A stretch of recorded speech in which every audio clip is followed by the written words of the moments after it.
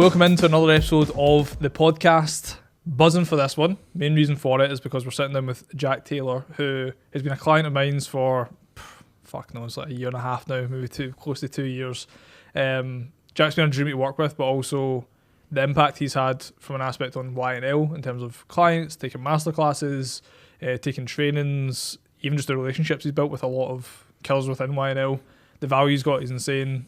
We're lucky enough that he's travelled up this weekend and that we could slot in a little hour and a half because we were going to do like an online episode on it, but wouldn't hit the same, bro. Being able to see these fucking guns in person, you know what I mean? It'd also be like 5 hours long as well, wouldn't it? 100%. I know. I'm starting to think about maybe saying to Paul, like locking in 3 hours, 4 hours, the proper Chris Williamson style ones. But yeah, ultimately, mate, like having you on, obviously for anyone that doesn't know you, give us a kind of run through of the journey because you've been in business quite some time. So yeah, run us back to the start. Cool. So first and foremost, my name's Jack Taylor. I'm the founder of the Modern Man Method, which is it's like a leadership and high performance advisory for business owners and entrepreneurs who ultimately don't want to settle. So they want to dominate in every area of their life. So I help to facilitate that by helping them gain mastery over what we've created is the Modern Man Method. So it's like an ascension through man, mind and money. So it's helping them, gain mastery over those 3 areas so that they can live life on their terms, dominate in all areas of their life and be a leader. And a leader really in the bedroom, the boardroom, for their family. And I think the world needs leaders and strong, capable leaders now more than ever. So that's kind of big vision as to where we're at the moment. Yeah, and if you run us back to like the start of how you've got to this point, because I know you started as a personal trainer, built up into like an online coach, and then now you've kind of segued almost from fitness into what you're essentially doing at the moment. So run us back to like when I think it was 19-year-old Jack, 18-year-old Jack, 17-year-old Jack. 17-year-old Jack. Yeah, fuck man. Me. I know. So 9 years I've been in the game. So yeah, I guess depends how far back you want to start. Start at school. So 15, 16, I'll go high level, bad mental health, didn't enjoy school, almost resistant to education, didn't know what I wanted to do in my life, had a lot of feelings of inertia, confusion, a lot of strong emotions I'm sure a lot of people had at that point in time, didn't understand how to regulate them, went into a football scholarship because I played a lot of football at that point in time, was really like passionate about football, more so than anything else. It was shit.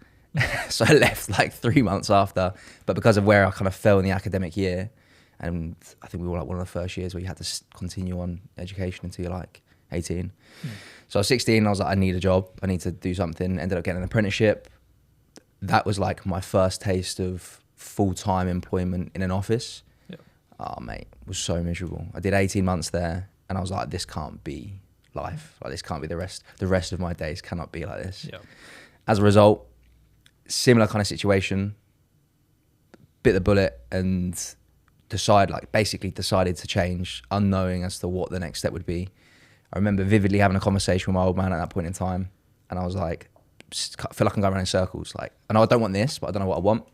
So he said to me in different words, like lean into your curiosities. And what I had as my curiosities at that point in time was health, fitness. That was kind of a crutch to a degree, as I look back at it now and connect the dots, that helped me to get through those bad times. So that was what I spent a lot of my free time doing. Built a personal training business over the next kind of 4 or 5 years. Went from being in a gym, basically running the gym. A lot of people thought that I was the owner. So really worked on my presence and my confidence, etc. in that environment. Got put in a bit of a techie situation there where my back was against the wall and I was given an ultimatum, neither of which were good options. So I had to then, again, bite the bullet. What were the 2 options out of curiosity? Either go full-time on like £8 an hour, something like that, or 60-40. 60 in their favour, 40 in mine. Whereas previously it was 80-20. 80 for me, 20 for them. So yeah, I built up a big clientele there. I was doing like 40 hours a week. Was the sole PT, and then they started getting other PTs in. So I was very fortunate that I was the sole PT for a long time. Was very much in the trenches for like 2 years there, doing that, like getting an incredible amount of reps in, pardon the pun. And then, yeah, was put in that situation. Was very fortunate that there was my stepdad actually said that you can rent my house off me and do what you want with it. So I paid his mortgage, subletted one of the rooms out, which paid for the mortgage. So I was living there rent free. And I converted the whole of the house the whole of downstairs of the property into a studio. Wow. So like what was the open living room extension, completely changed into a really well designed as well, like PT studio with boxing bags hanging from the ceiling, etc. To say it was a residential property was pretty crazy. Yeah, that's pretty much. Hopefully, don't tell her she might see. And then smashed that. Was doing really well for about 3 years, like 7 days a week, like busy all the time. Yeah. Built a name in the area. COVID happened. Yeah. As it did for many people. So for a month, it was very much like I don't have a clue what I'm going to do. Obviously, there was a lot of uncertainty for everyone at that point in time. Landed in getting into the online business. Spent a high amount of money on investing into like mentorships to learn how to, what they call like become a behavior change specialist and an online coach. So at that point in time, I had never invested in myself or really spent a great deal of money on anything. Laid out over the next 6 months, I think like 20 grand, which was like massive for, I think I was 19, no, I must have been 20, 21. So that's a big bet on myself at that point. And then, from there, I've just been online and it's transitioned from health into what it is now. Now you're addicted to investing in yourself. Yeah, man. I worked out the other day. I think it's like 90K in, I think, 4.5, 5 years. And that's just like business and personal growth, mentorships, consultancy and whatnot. It's crazy how much like knowledge, but also I think like what people don't factor in from a mentorship perspective is the certainty it gives. Like when you have the best of the best and you see truly behind the curtains of how either they operate as a coach or a specialist, but then also business wise for us with like PG for example, I just needed to see behind a business that had incredible retention, that had hundreds of clients, that was operating at a really good standard, where their pricing was like fucking 10x what ours was when we initially started working with them. And I think ultimately when you see those things, it creates certainty, and also it kind of breaks a bit of the sound barrier, because you think that everything's mental what they're doing, and ultimately a lot of times there's a lot of little things that's like, this is fucking insane, this would be class, and when you stack all that up, man, it just creates this certainty and conviction that you can fucking do it. I remember there was something that my first mentor, his name was Tim, said to me, which stuck with me, and it's something that I actually use with clients quite frequently now. And I think the context was, he was asking me to charge my worth, and he was asking me to raise my prices and have an equal energy exchange for the value that I give and what I ultimately get in return.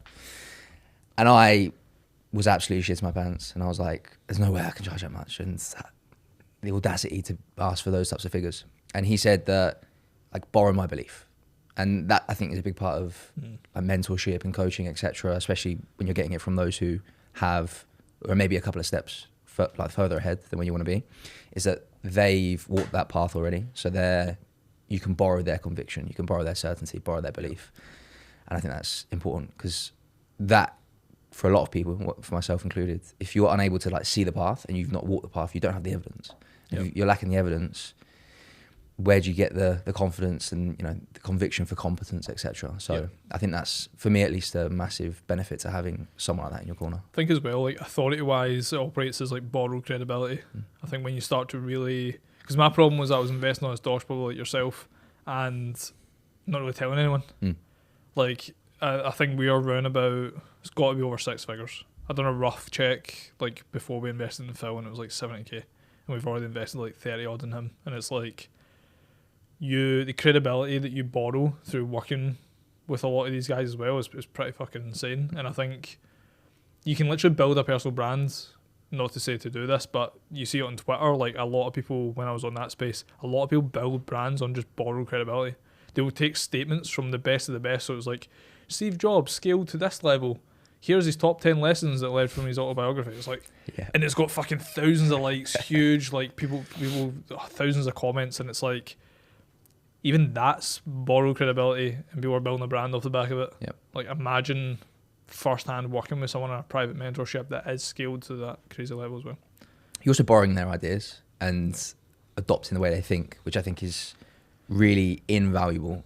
So massive believer of like upgrading your identity, upgrading the way that you make decisions, like all these things that you can't sell. Like, and what I mean by that is nobody's going to market that.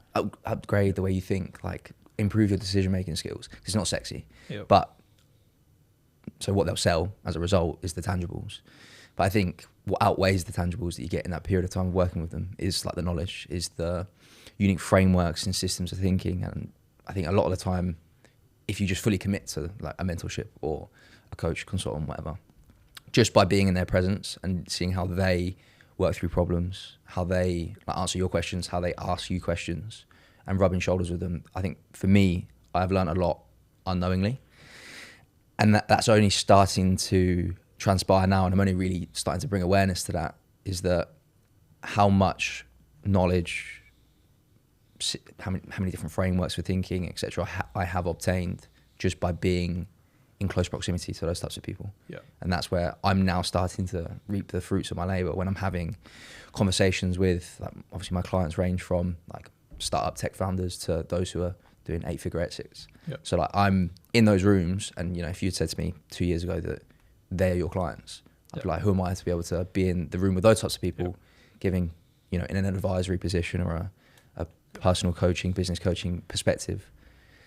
But you get into the room with them and, you know, you get into a state of flow, and it's like, I have every right to be here. Yeah. I think as well, man, like I think I spoke to you before about Mo, who was like a coach that we never actually worked with, but I just knew really well, built a good relationship with him. And at times we would just have calls, and he would almost just coach me just naturally. And Mo's the definition of a true coach in terms of like, he just questions. Like he'll guide you to an answer, not loaded questions either. I think a lot of coaches will do that too, where it's just loaded questions based on what they think is best. He would just deploy true curiosity, ask the right questions to guide you to the best solution, because he believed that nobody knows their business and themselves better than them. And as a result, like when I first had those couple of coaching sessions, I remember I started to feel like a bit of an imposter based on clients that we were signing like 2-3 years ago. And ultimately it was getting to a stage where we were just meant to be a network, where people were coming to me and asking for coaching and asking for high ticket work. And I was just like, I just don't feel like I'm qualified to do this. Like I've only been in business for a few years. Like how does that even make logical sense to me? And I remember chatting to him, and he was like, I've got a client that's in the energy, like gas and energy, like world, literally owns like a 30 to 40 million pounds company, thousands of employees. And do you think that I sit there and advise him and tell him what to do for a gas and energy company that he's ran for 2 decades, that he has scaled to a stage of 40 million pound valuation? You think I sit and tell him what to do? And I think that was a big light bulb moment. I think as coaches maybe watching this as well, like I think people get confused between like coaching and mentorship and advisory. I think all these pieces, that ultimately you don't need to have all the answers. And a lot of people as well, so these people that are truly coachable, man, like you're incredibly coachable. Like you don't need me to hop on and tell you what to fucking do. Like if I can asking you questions, you leave there's no gates up, there's no boundaries. I think that's a lot of a mistake a lot of people make, especially with therapy as well. They'll leave a lot in their own mind, whereas you're really good at just being like, whatever the fuck you're thinking, it comes out. You're able to get to a logical decision through that. Yeah, I completely agree. I think, again, another little saying, mantra that I quite enjoy is that coaching doesn't require context.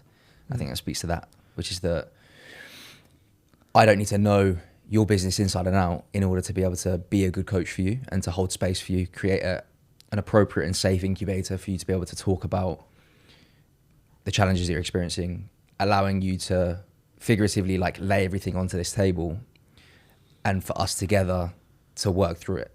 And like we lay it out objectively, we can now look at it rather than it being in your own mind, and I can help you to see your own blind spots. That doesn't require me having to know like the in and out of your business, because as you say, I'm never going to be the person that knows more than you about your own business or your own industry. Yeah.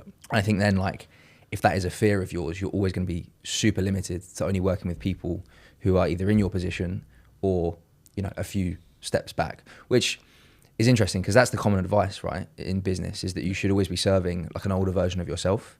Yep. Whereas I believe in like the coaching consultancy space, that's not always applicable to the degree of like objective measures. Yep. So as I say, helped a big breakthrough moment for me was last year being hired to help someone through an acquisition, which was like 13.4 mil. Yep. It was a sole single founder with a team of 80. It's like in a really complex, highly red tape industry. It was like a research lab. Yeah. I didn't know anything about the context of that industry. Obviously, I learned as time went on through the conversations as what I needed to know, but that didn't stop me from being able to like create that space, ask the right questions, challenge beliefs, because that's a big one. Is actually not just accepting what you say as gospel, but positioning it in a different way to you and helping you to dismantle like the table of beliefs, as we call it. Yeah. I think it's like no assumptions. I think it's something that like, whether it's sales or coaching, not assuming that whatever they say is the thing.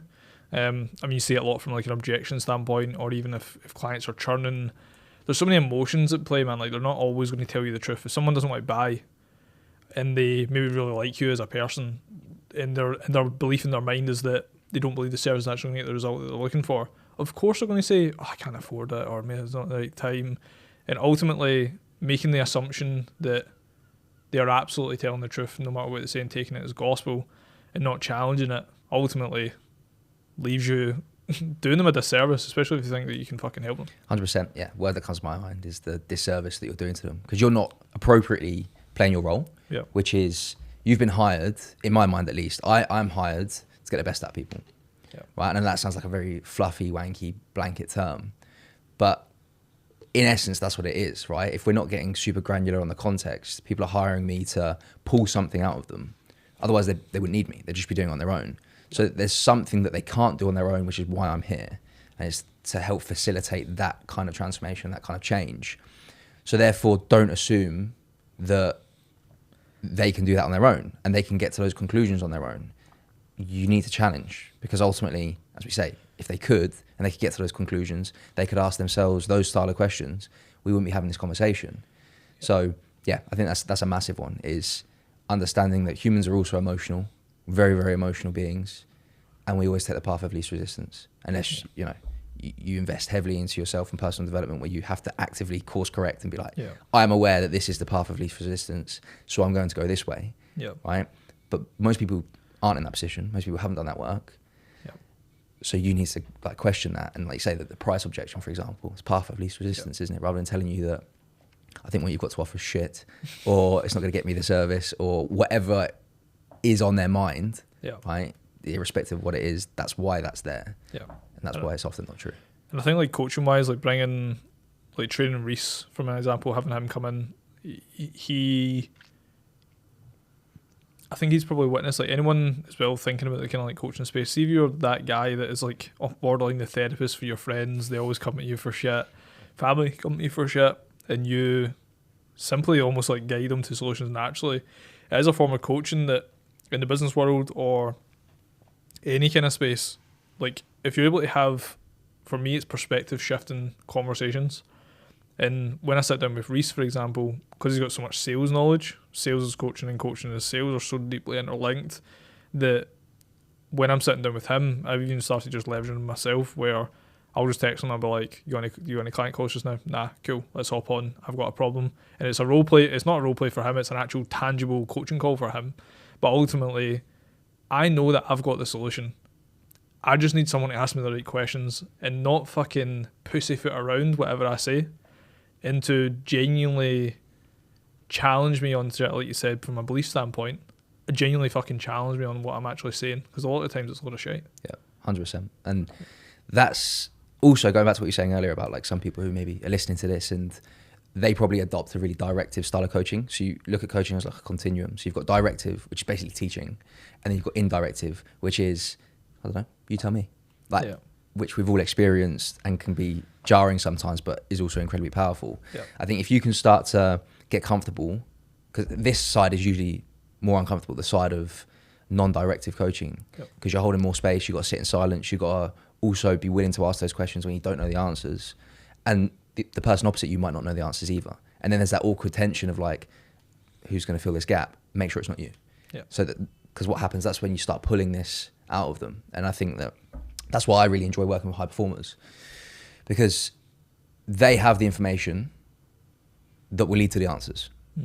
They just need help being guided to the key. Like I always say to clients, you already have the key inside of you. My job here is to help you find that key so we can unlock doors, which lead to more doors, and so on. Yeah, it's good for your analogies. I think Conor Malone's got an analogy where he sees himself as a midwife, gives birth to the idea, gives birth to the reality, which is Nice. jokes, to be fair. But one of the things I'm curious about, clients that crush it from your perspective, like what do you feel like are the traits that they've got that lead to huge success in a coaching environment? Okay. The ability to be coachable, first and foremost. Someone who is genuinely craving change. I think I've found that some people can talk a good game, say all the right things, but when it comes to being left alone off the back of a call, let's say, with a set of tasks that we've both agreed are going to be upheld and committed to, they don't. And that's over a prolonged period of time. And look, shit happens. Right? There's always reasons as to why things can't get done. But that's also the point. There is always going to be reasons as to why things can't get done. So it's the actual core desire to want to change. I think that's super important. And they've got to know as well as to what that reason is, rather than it just sounding like a nice idea. Because I think that, to my point, is what a lot of people potentially fall into the trap of, is that change sounds like a nice idea. But then when it comes to the nitty-gritty of what's required to change, there's resistance, as there always will be. And it's no longer just good enough for it to be a nice idea. So that's one. There needs to be enough either pleasure or pain to motivate them to ultimately do the hard work. Yeah. I mean, even as an example of that, like in real time, if someone's fucking, I don't know, 300 pounds, incredibly overweight, the motivation to change can be very sudden. It can be a comment, it could be a feeling, it could be watching a fucking film, it could be anything that in that moment it's like, fuck me, I need to get my fucking life together. But ultimately, when they need to get to the fucking gym, walk up the fucking flight of stairs, get on a treadmill, feel the judgment of, or in their mind, the judgment of other people, and ultimately go through a very grueling fucking environment where you're carrying 300 pounds worth of fucking weight that you need to, one, continually work off, but then also you've got all these fucking hunger habits that are like hunger triggers that you're fucking wanting to eat all the time. As soon as that starts to kick in, man, you can understand why a lot of people fall back in. And obviously that's a real time, like tangible, someone's overweight, what they need to do. But ultimately, a lot of people are facing the same type of challenges in their own business that require fucking huge shifts, huge changes that ultimately people aren't willing to take. Yeah.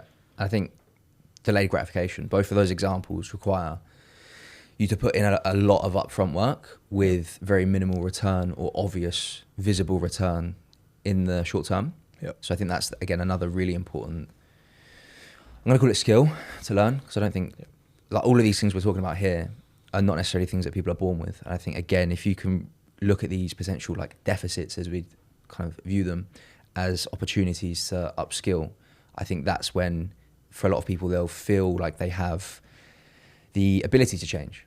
Because again, like with that example I just gave, I also have a responsibility to help facilitate that change and to help manufacture enough pain, pleasure, to create that catalyst moment where someone takes it from it just being a nice idea to, well, tell me actually, why do you want to do this? So, example, on every single discovery call that I have with someone, so like I'm really picky with who I work with for a number of different reasons, for my own selfish reasons as in enjoyment, but also I'll only work with someone if I know that I can guarantee them a result. I'm in the transformation business rather than just like the transactional business. Yep. But through that whole process, everybody will come to me obviously for a reason, and they'll say, I want X. It's like, great, similar to what we said earlier, why? And I won't stop until they tell me the real reason as to why. And if they don't tell me the real reason as to why, and it's like, again, go back to the aesthetics, because having a six-pack will look cool. I'm not your guy. Because that's when it's a cold, rainy December Wednesday morning at 5 a.m, because for whatever reason, that's what's necessary. You have to get up at 5 a.m. to do the work.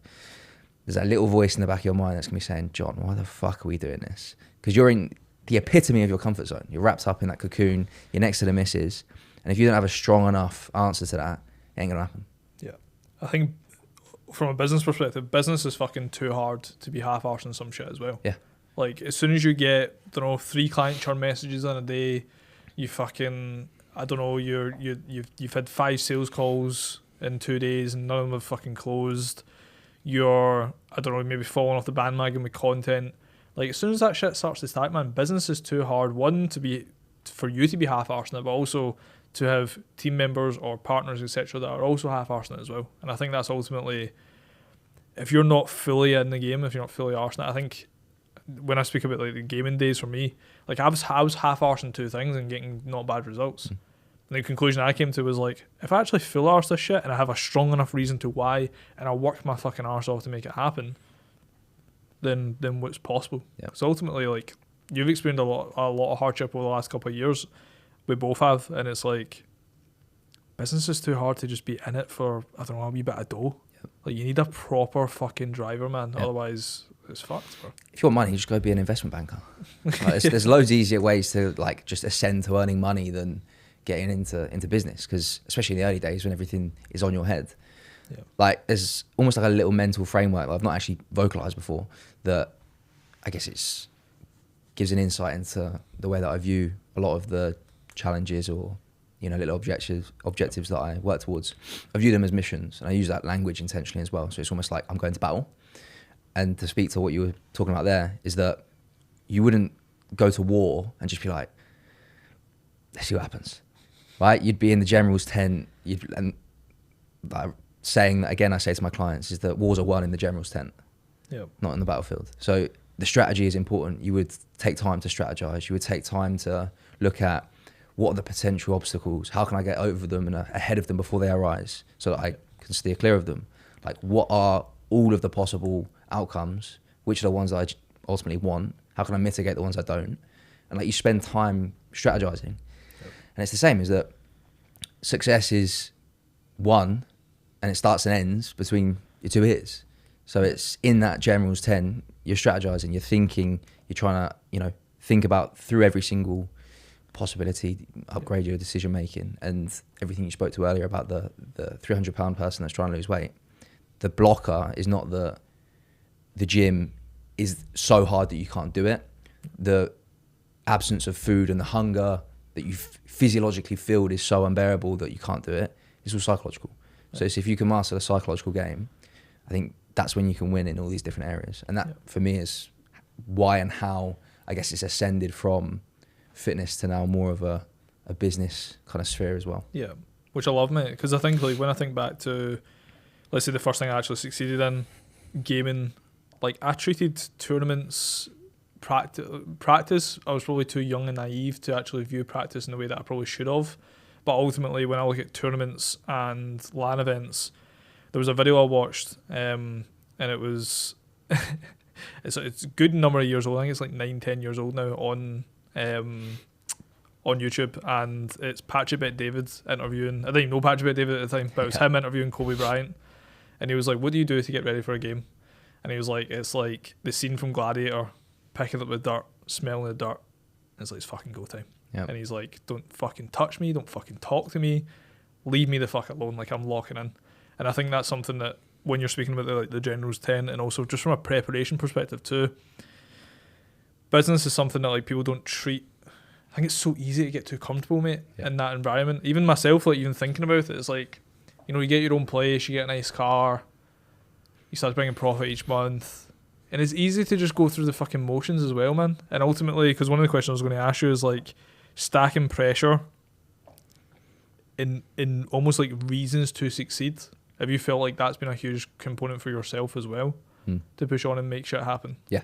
I literally was talking to Lawrence this morning about this, where I have, over the past 3 months, manufactured pressure on myself to stimulate growth and to stimulate action, really. So I've gone through a period, like prior to this transition, as it were, into more of a owning the fact that I'm going into the leadership, high performance space, specifically for business owners, and that's wholeheartedly the avenue that I'm going down. That's what the mission is. That's what the high level big goal and aim is as well, right?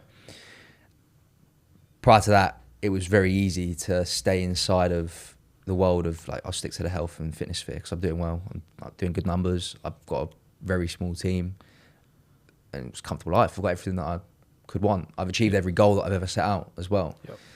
But I then no longer set any bigger, more grandiose goals. And that's where I was kind of like riding off of yesterday's accomplishments. I probably did that for a couple of years. Yep. And it was nice, don't get me wrong, to like, I met my partner, I moved a few times, we like upgraded the house, etc. But then they got to a point where, because I'm a big believer in like man needs a mission, that I didn't have anything to sink my teeth into or anything that was stretching me. And I believe that business is the vehicle for self-development and growth. And it no longer was stretching me or forcing me to grow. And that made, I started to recognize that I became slightly disengaged.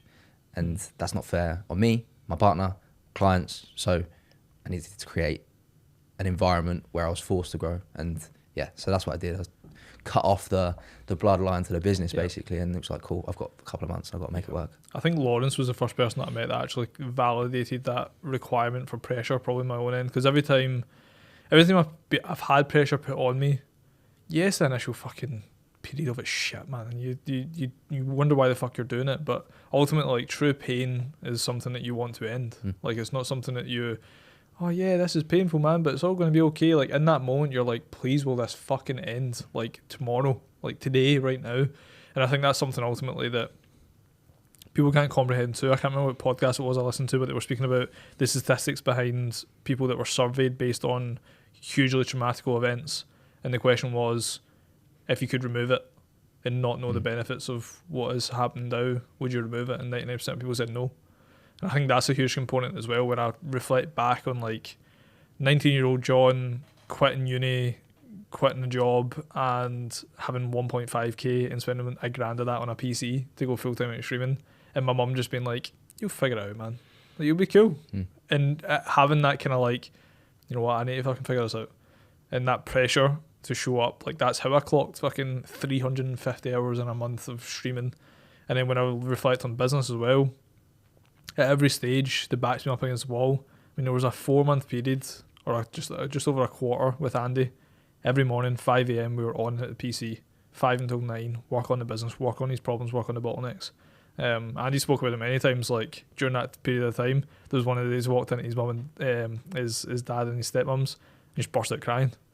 Because you're so in the trenches, man, and the pressure's so high that you just want it to end. And ultimately that's what then breeds the results out the other end. Yeah, absolutely. You have to put yourself in the pressure cooker. Yeah. Pressure either bursts pipes or makes diamonds. So you're left with either one of those two decisions. Yeah. Like, I remember a period, again, I've not vocalized this before, where I just made, I guess, took a big risk, but also like achieved one of the big goals, which was like to buy my first investment property. I think I was, 21.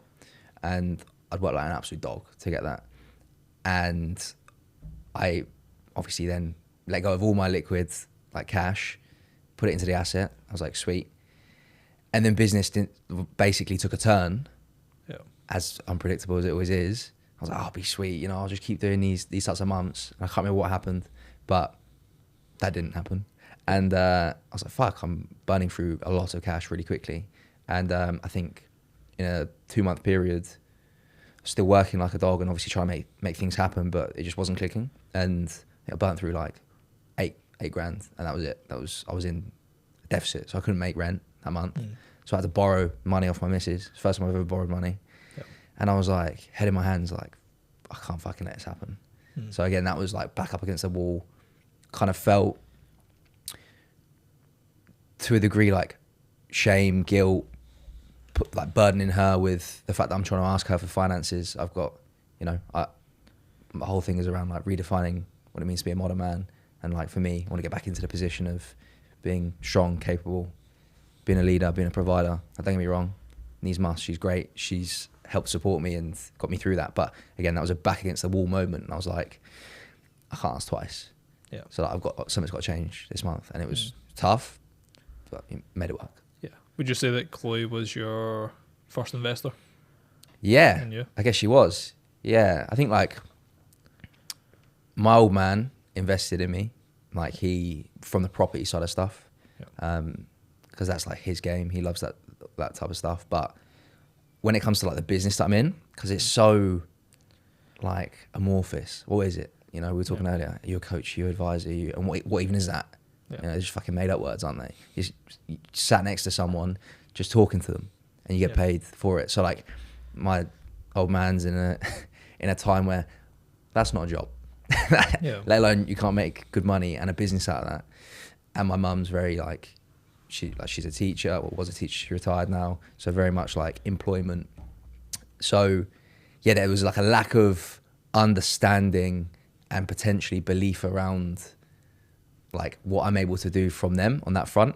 And I think, yeah, Chloe, to answer your question, was probably the first person that actually invested money in like to me and my journey. So yeah, interesting. I love that, man. The kind of idea behind the first investor piece stemmed from, so I've got a role model of mine. I need to meet him one day. I need to maybe do business with him one day if he's watching this. But his name's Optic Hex. Hector Rodriguez ran Optic, which was the biggest like gaming organization in the world. Like me, Jack, like anyone that we kind of grew up in the gaming space, you were consuming their content all the time. And he done a podcast recently, and one of the podcast questions, it was like a 20 question like quick fire, and he was asked about what his relationship was like with his wife, and it was his wife was always like huge part. He played a huge part, and he made his first like little bit of dosh from like gaming as the organization started, and he was like, I just couldn't wait to get home and tell Jude because I was so fucking excited by it. And then they went out to a store, and when he was in the store, he was just talking.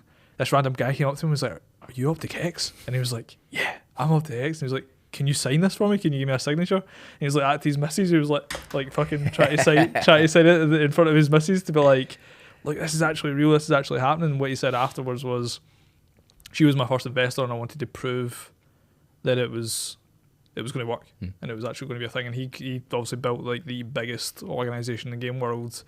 His house is fucking crazy. His team's crazy. And the thing I admire most about him though is his values and culture. He's built like a proper family of content creators that see each other as brothers, and I think that's something that you need. On the missus note, like, people seriously underestimate the value of having a partner that is the one constant in a world of never-ending change. Yeah, and also I guess to the same point, the destructiveness of not having the right one. Yeah, and how, like we said, that you can't play business part time. So like it is a full time like game that you are, and also it's the mistress. Like you're married to the business, really. Yeah. So yeah, I think like someone who's understanding of that, someone who's understanding of the commitments, responsibilities that you have, and ultimately in this startup phase, what is required of you in order to give the life of what you're continuously promising them. And I respect and admire the patience of Chloe, because I talk a lot. Like I talk a lot about like where we're going to be, what we're going to do. I speak with conviction, and she sees obviously more than anyone.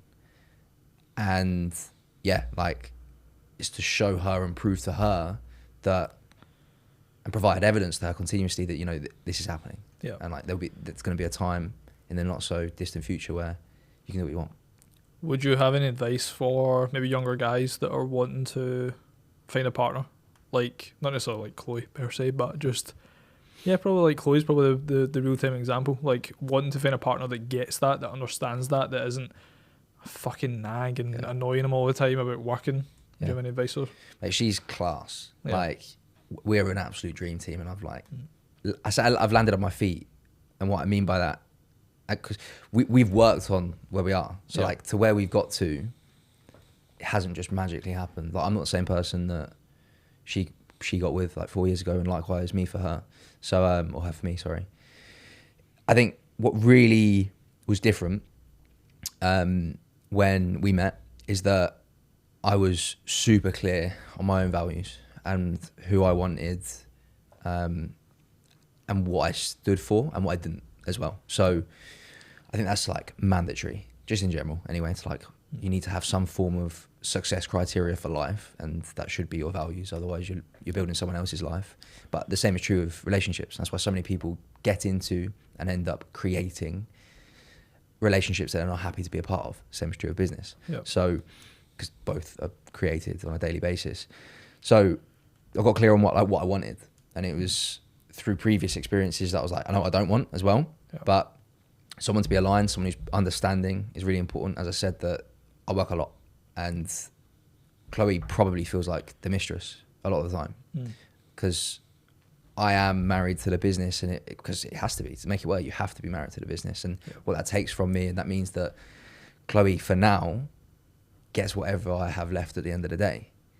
But it's the only way that you can make this work at this point in time, right? Because otherwise you're half-assing it. So someone who is understanding, someone who 100% wants the same things as you. Like, you have a vision. It's obviously going to evolve as time goes on, but I think you need to keep reinforcing that vision and making sure that you're both in alignment.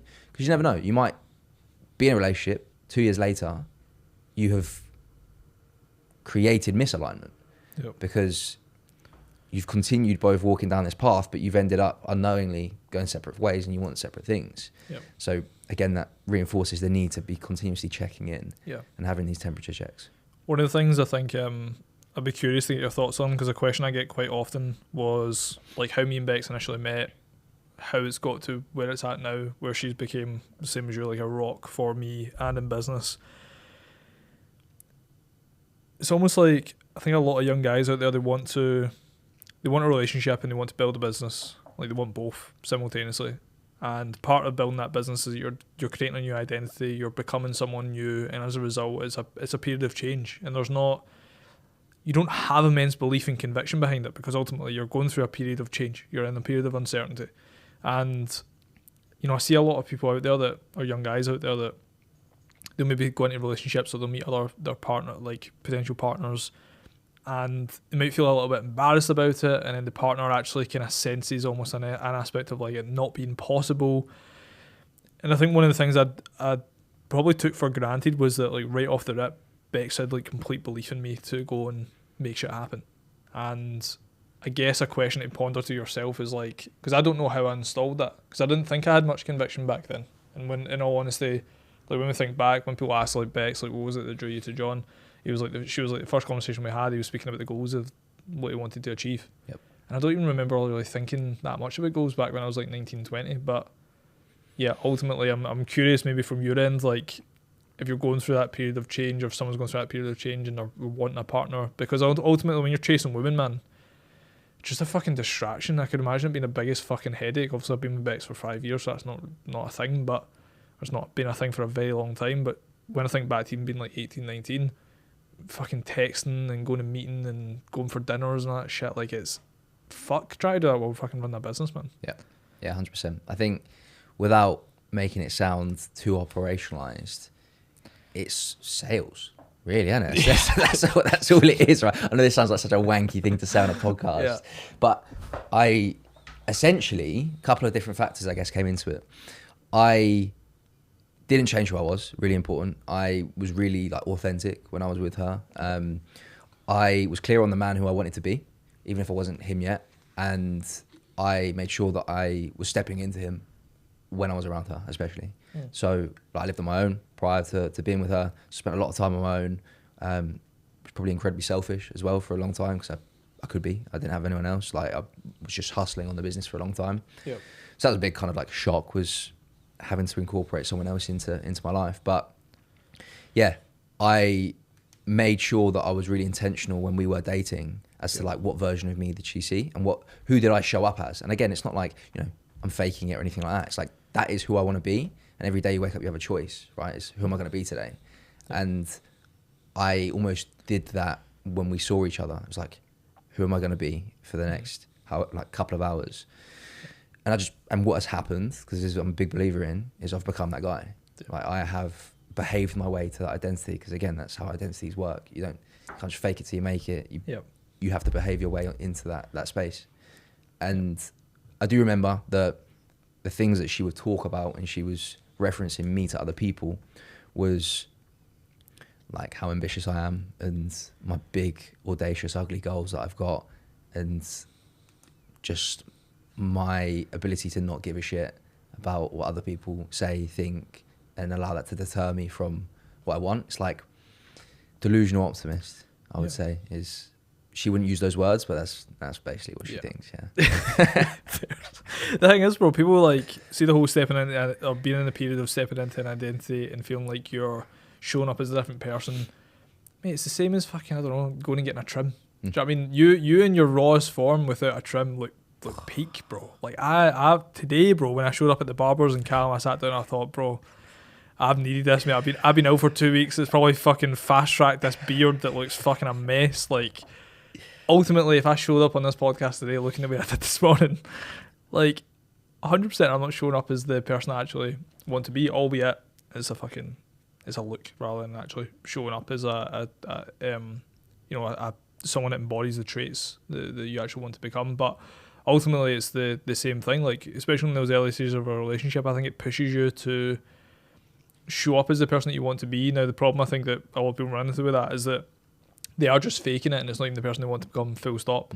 And cracks start to seriously show, and it's like, oh, you're not the person that I thought you were. Yep. But ultimately, if you are fully committing to it and you do invest in the time, and you have that little pressure cooker which might be the missus that you want to impress, like ultimately, when I think back to like 19-year-old John when Bex first met me, it's like I was half of a man, quarter of a man of what I am now. And ultimately as well, like I'm reaping the rewards of that now. And I think that was a big thing, probably, I don't know if it was the same for yourself with Chloe, but like there was a large period of time for me and Bex that, you know, I didn't move out from my mum's because I was still paying myself $1,000 a month. You know what I mean, we're going to dinner and Bex is paying for dinner. And ultimately, you know, I said the same thing to Bex, and probably advice for others as well, is that you do need to get lucky to some extent to have someone that, when you've got nothing external that showcases that you are going to become something, just you in the way that you talk and the way that you carry yourself, you know, it does take almost like a delusional woman to fucking Why should they invest in you? Yeah. What, like, this is what it is, right? Yeah. A big thing for me when I built this relationship with Chloe is that I was looking for a life partner, and I kept saying that to myself over and over again. I know that sounds really dramatic, and I wouldn't necessarily vocalize that to her. That's like really intense. But I was saying that to myself to reaffirm, like, I want someone who I can invest in for the rest of my life, right? Otherwise, I'm just fucking wasting my time, and I've got lots of other shit to be doing. So that was the frame that I adopted in like this success criteria, basically, is that are there enough signals from her that I would be willing to invest like a significant amount of time, energy, resources into building something with her. And the same is true for her with me, right? Is that whether this is more intentional and conscious like it was for me, and I don't think it was for her, but we've had this conversation, it was still present, is that of course she's looking at me as like, is he worth my time? Is he worth my investment? Because if you're kicking around and you know, you're not making anything of yourself, you're not showing any signals to the marketplace, which in this case is obviously the dating pool, then why should anybody give you a second chance, right? Or even look your way. And I think that it then comes back to that principle of impress yourself first by like how you show up, get yourself in good shape, show someone that you respect yourself, create a vision that's bigger than the reality of today. And then when you're dating, what you're doing is you're selling that to other people. You're just selling the idea of like, this is what I'm creating. I'm looking at creating for myself, and people will buy into that or they won't. And it's like, that's all dating is really, isn't it? And a lot of fucking like people can sell naturally the same way when you start a business and you founded it and you've just got this idea. You just sell through passion, man. You've not really got anything that showcases it, but you've got people that will show up.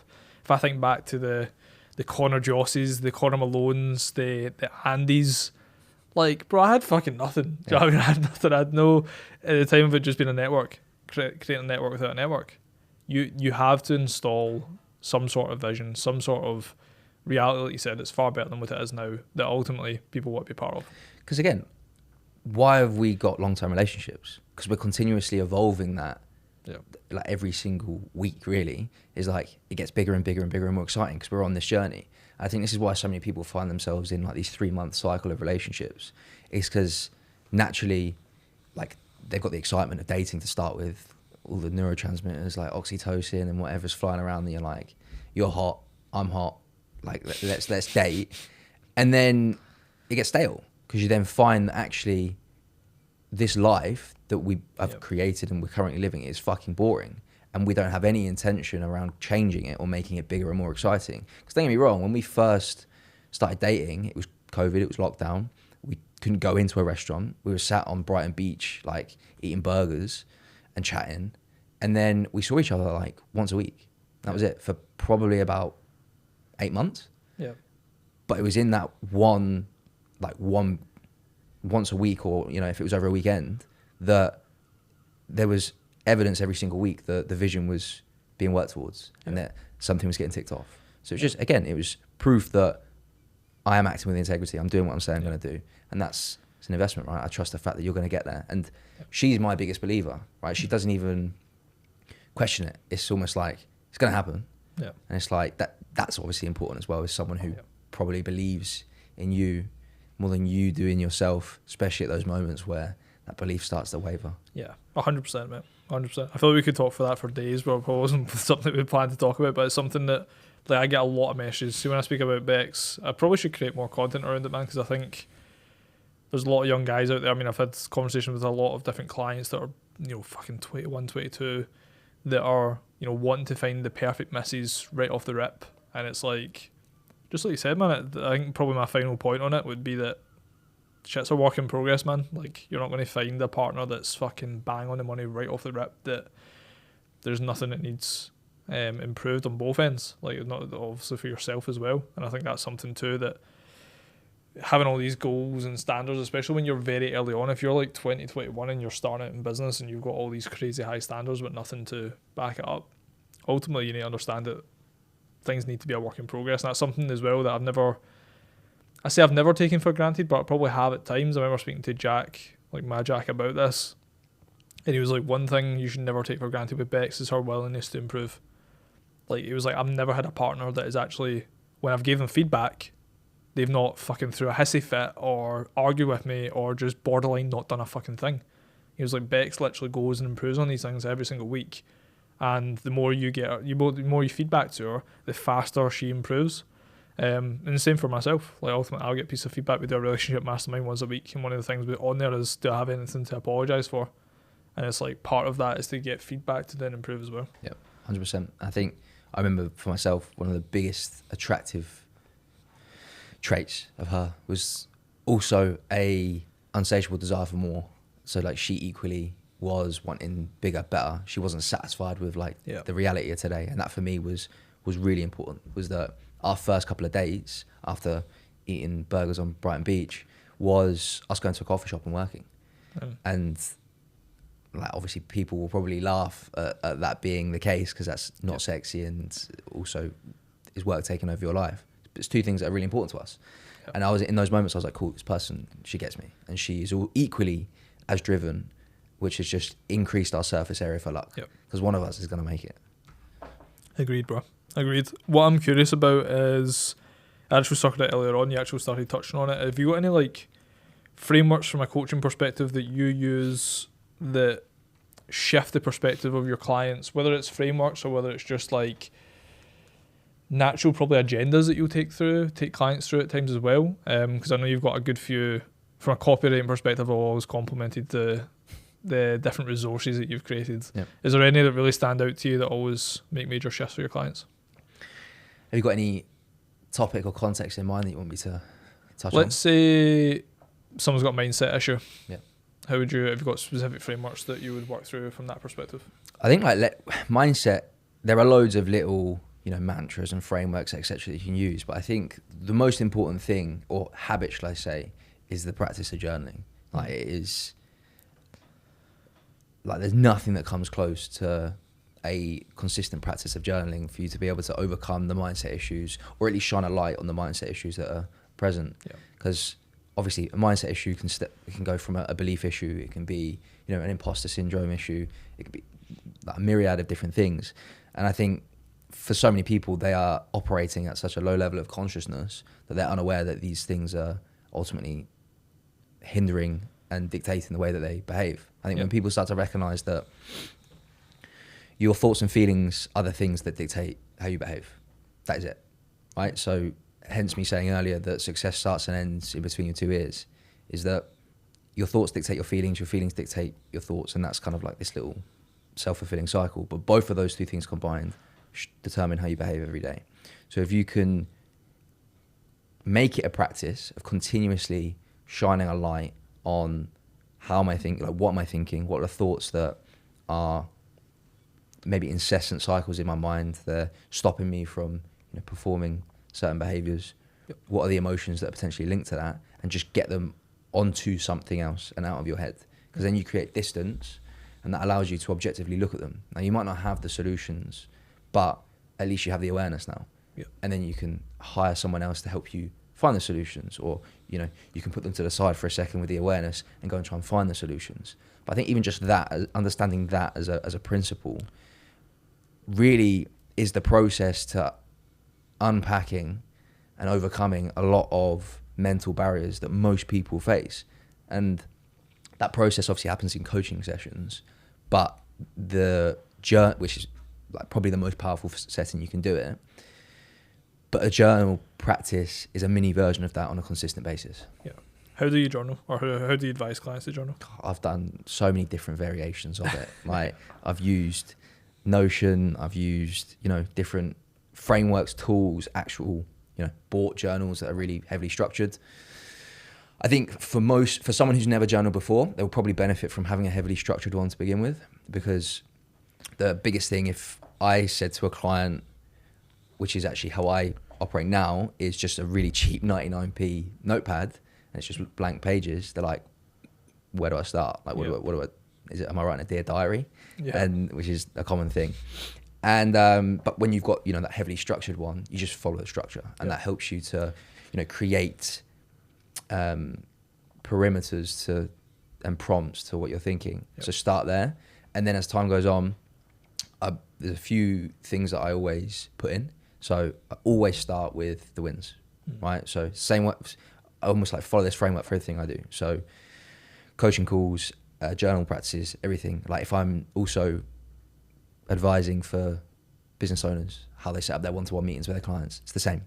Start with the wins. Reason behind this is that we all have a negativity bias, and it's how we've survived, it's how we've evolved. So we put significantly higher weight on negative things that happen in a day than positive things. Yep.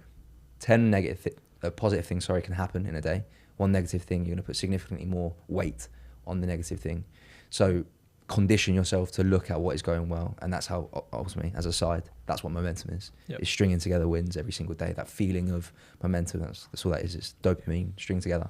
So start with wins, move on to acknowledgement of challenges. So it's like, what was a struggle today? And that could be so open-ended, from Bex giving you feedback on, I need to stop doing this thing, right? Yep. And it's like, dissect that, have a look at like, why do I do it? Ask better questions, and then a really good prompt of like getting deeper towards, so you're not just skimming the surface, is like really a coaching principle of asking 5 whys. Yep. So you can use this in any capacity, whether you run a business, you've got staff, you're a coach, like friends, relationships. Just ask why 5 times, and every single time that they give you an answer, or you give yourself an answer, you're going to get closer to the actual like root cause of what is causing the behavior or the thought or whatever. So that's a space for that. Have a brain dump kind of space. So if I've got anything that's on my mind, which is pretty common because it is crazily busy out there, I just write, no structure. I just purge it out is almost kind of the way that I describe it. I'm like downloading my brain, and then I'll always finish with gratitude. So there's a structure of like, if anything else, you start with the wins and you finish with gratitude. Kind of like a shit sandwich, right? Yeah, that sort of thing. Gratitude, super important. People really struggle to do this. I struggle to do this for ages because it sounds so fluffy and again so wanky, and it's like all these self-help books and all these these self-help podcasts, ironic, where people are just talking about like just practice gratitude. Really, really important caveat is don't just view it as a tick box exercise, which I did for ages, where it's like I've got to write my gratitude now. Like I'm grateful for heating, water, and same old chat. Yeah, you're not grateful for that because you're trying to logically think your way to the answer. Yep. So instead, like when you get to that, because it is incredibly powerful, like pause and reflect on what has happened today that you genuinely feel grateful for, and like the feeling, right? Because gratitude is a feeling. You can't think your way to gratitude. Yep. So it's like you have to take a second to recall a feeling spike, an emotional spike in the day, and it could be that like ones that frequently pop up for myself is like I've had, you know, a really nice dinner with Chloe where, you know, the dinner wasn't the context like that was special. It was actually just a moment of being present. Or little things where it's like I've pissed around with the dog for 20 minutes at lunch and everyone else is at work in an office, and it's like cool, that completely shifts how I view, even if I'm going through a really challenging period at work. If I'm sometimes would be like, I work from home, I don't have a boss. Yeah. So cool, that's completely reframed how I have viewed my week, which has been objectively really hard. It's like, but I'm also very grateful for the fact that of these things. So yeah, I would say take a second to like think and feel, more so than think, around like what have I actually got to be grateful for. And yeah, really, really important, especially from like a neurological point of view to do that. Yeah, I love that, man.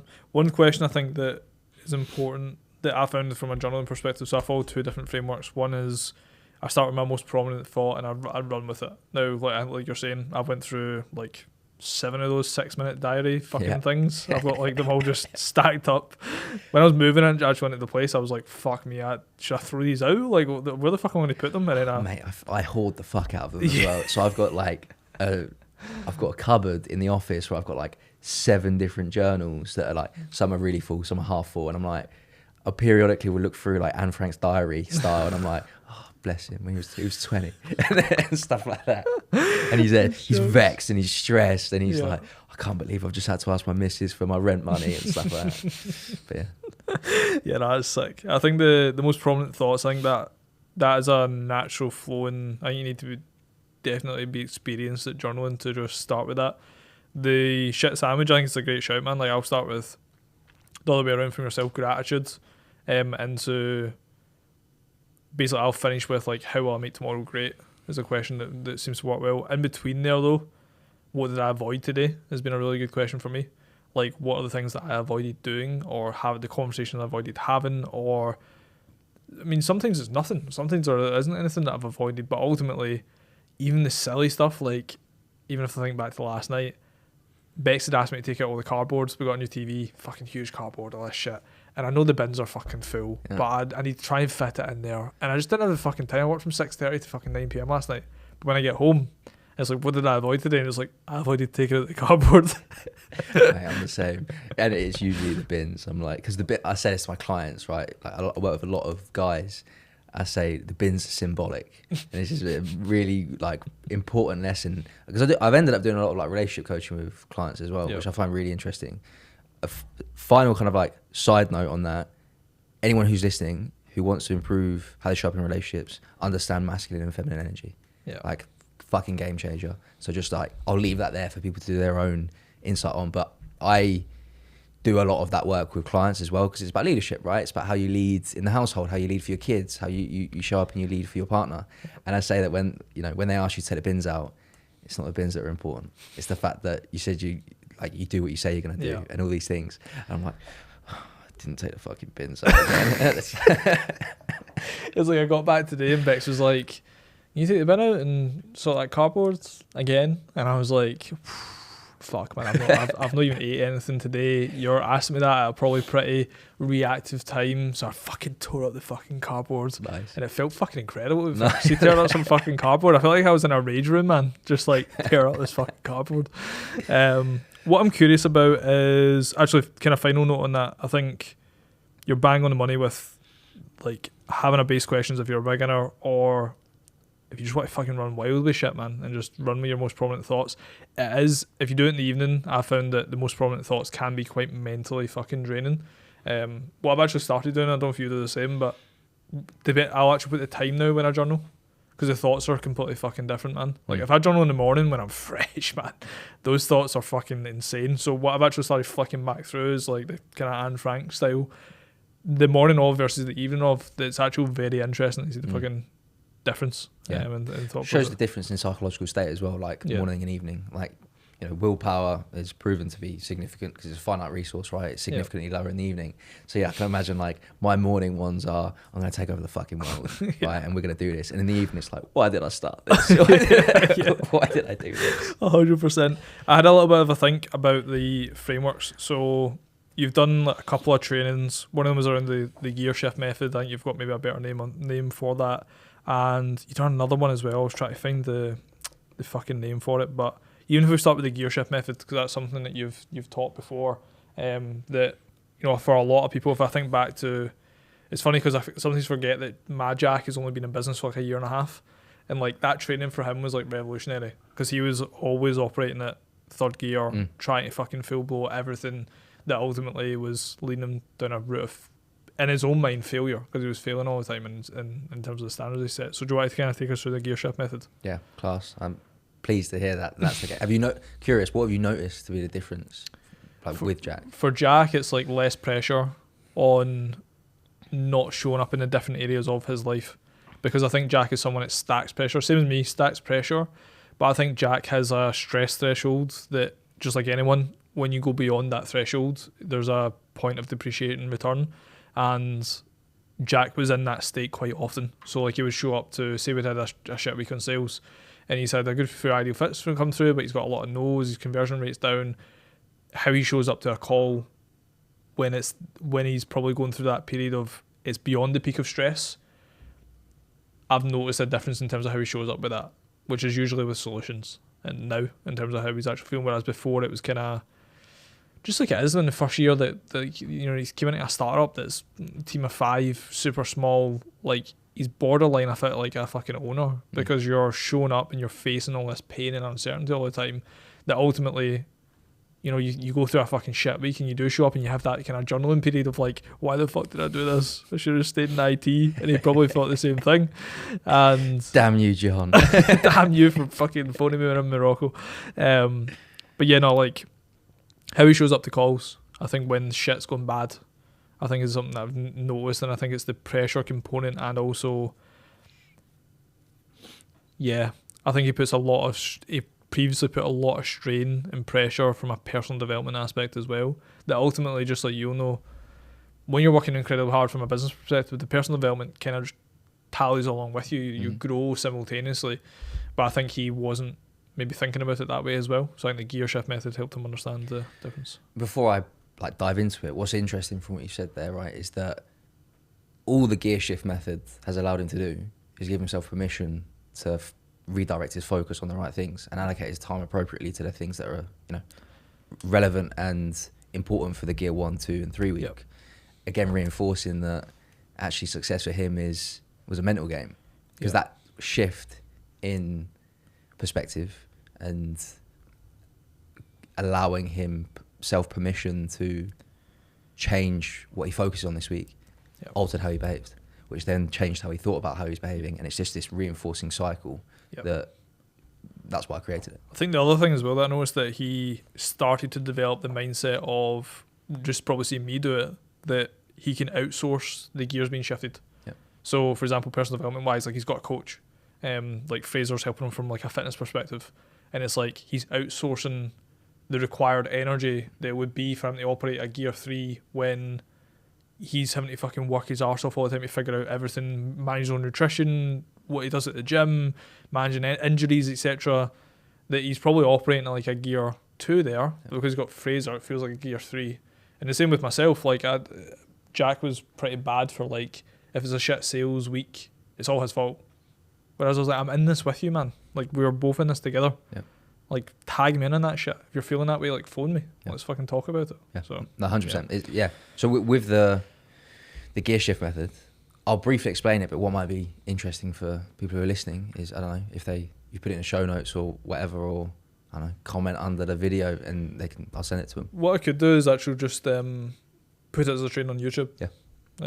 If you've got, like, we could use the one for YNL, or if you've got one that you've delivered personally yourself, we could do that as well. Do that. But high level, what it is essentially a mixture between a perspective shift and also giving like an actionable task. So there's a task that's off the back of it, which is why I said that I think if people really want to get the benefit of experiencing like what Jack's done there, they want to watch the whole thing and complete the task off the back of it. But it's framing your efforts and your weeks really as like either a gear 1, a gear 2, and a gear 3 week. So very much like a car, a gear 3 is when you're operating at like your fastest speed and you're fucking smashing it. You've got the capacity, you know, well rested, well energized, things are going well. You've got a high amount of capacity, basically.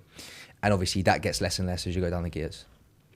Now, the reason why I created this training is because I work with high performers. I work with business owners. And what I find is that these A types of personalities, probably the same people who are listening to this, sometimes find themselves operating at a gear 1 and 2 week because you've got deadlines, you know, you're unwell, you've got responsibilities, like all these things that are just fucking life, right? Like that happens. But they don't shift their expectations, and their expectations are still set on, I need to be achieving a gear 3 week. What then happens is that reality and objectively, they're operating at a gear 1 or 2, but their mind and expectations are that of a gear 3 week. So there's a misalignment. So no matter what they do that week, even if it is a good week, given it was a gear 2 week, because it wasn't an unrealistic gear 3 week, it feels like a failure, and they feel like a failure. And the reason why we want to ultimately avoid that cycle is because it just gets worse. Very much like the opposite of momentum.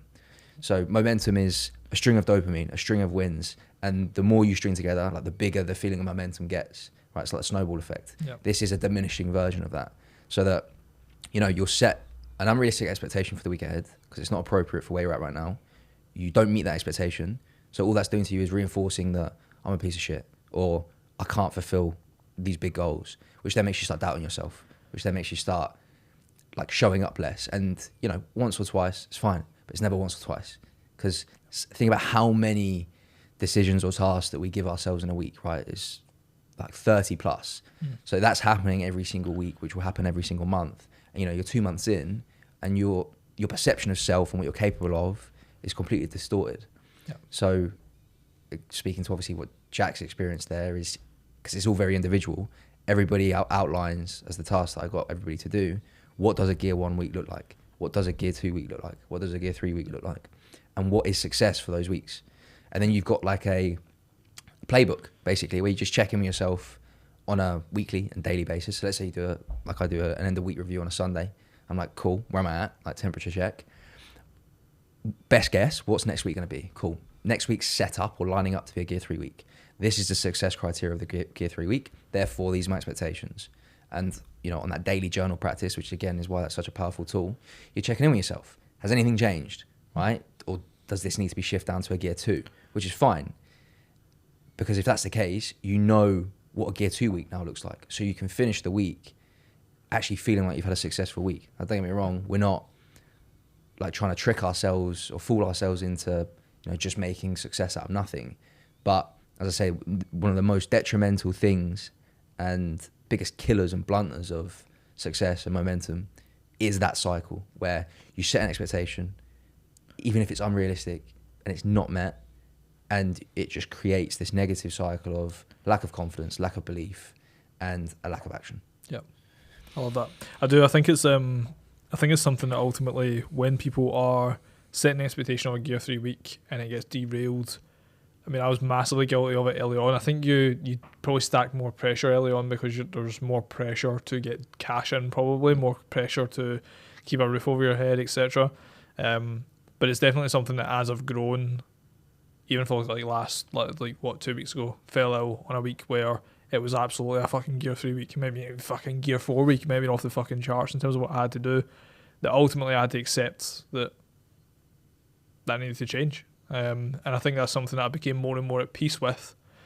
I think probably through something like, from a gear shift method perspective, that might be valuable, is probably why we should probably roll out the training, is like, you follow this almost like table of like gear 1, on the left hand side of the graph, guys, like gear 1, gear 2, gear 3, and you'll have like what, personal, business, and what's the last one?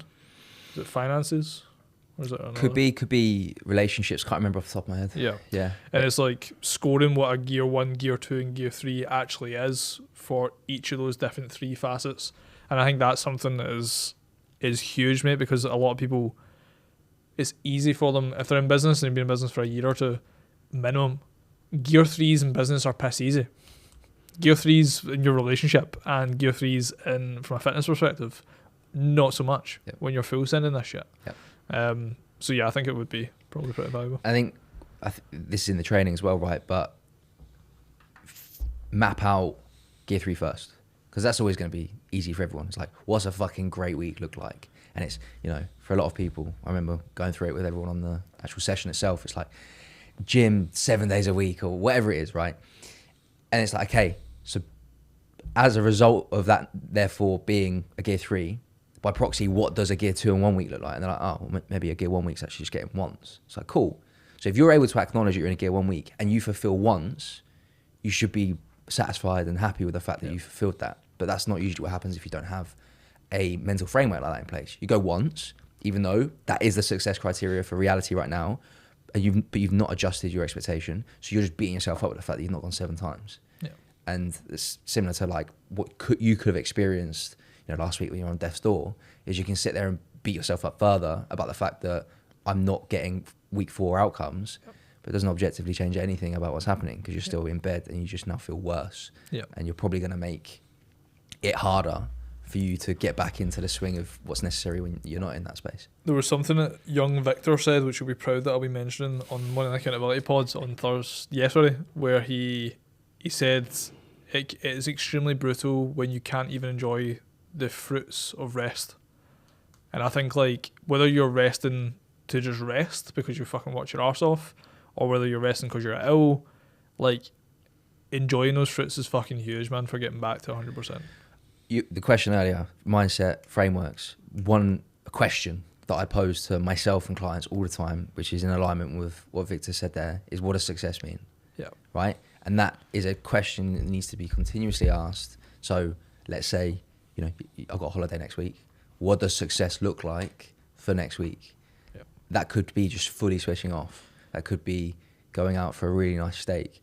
But if I don't define what success means, then irrespective of what is achieved, it will never feel good enough. And that's the same with rest, and that's why most people can't rest, is because they haven't defined that this period of time is rest, and it's intentional rest. So when they do, you know, and they actually try and rest, they feel guilty. Yeah. And this is where people find this halfway house where they're not working, so they don't feel productive, but they're not actually resting, so it's a waste of time. Yeah. It's like, it's all about intention. Yeah, it's just like, it's all about intentionality, and I think the only way you can be satisfied by that is by really stipulating what does success mean for this period of time. Agreed, bro. We've been going for nearly an hour and a half. Nice. Which has been pretty fucking mad. I think, like I said, I knew we could have done all this fucking prep in the world, but ultimately I knew that when we just sat down to have a conversation, there'd be value throughout it. So yeah, like I know we may have to fucking get a wee duo podcast going or some shit, bro, because we could probably pump out some serious amount of episodes. This was off the cuff. Cuff. This was fully freestyled, which is pretty crazy. Yeah, no, it's insane. I've always said though, if we could just record a conversation full stop, it would be fucking pretty immense. So might need to make a commitment to that, bro. But anyone that could find you, like obviously from a socials perspective, that wants to see more of this, obviously you do long form content as well on YouTube. Where can they find you? So I'm on all platforms, like your Instagram, I'm on Facebook, I'm on LinkedIn. They're my main short form platforms. So it's either under Jack Taylor or at the Modern Man Method. And then the same on YouTube is Jack Taylor or the Modern Man Method. You'll find me both ways. And I've also got the podcast as well, which is the Modern Man Podcast. Awesome, mate. Love that shit. And any kind of like parting thoughts? Just enjoyed it, mate. It's been thoroughly enjoyable. Appreciate you having me on. I appreciate you as a person as well. Like, always enjoy these conversations, and I think we've built a great relationship that will continue to thrive and us like push each other. And I think for anyone that's listening as well, it's these types of like people, relationships, dynamics. We obviously spoke about it in a romantic capacity, so there's a slight bromantic capacity, but like, it's these relationships that are important. So yeah, appreciate it. I agree, brother. Appreciate it big time, mate. Thank you so much for coming on, bro. Trips, if you're on YouTube, obviously got episodes rolling out weekly at the moment. Be sure to subscribe to not miss a single beat. If you're on Spotify, leave us a review. Let us know what you thought of the episodes. And as always, Trips, have an incredible day.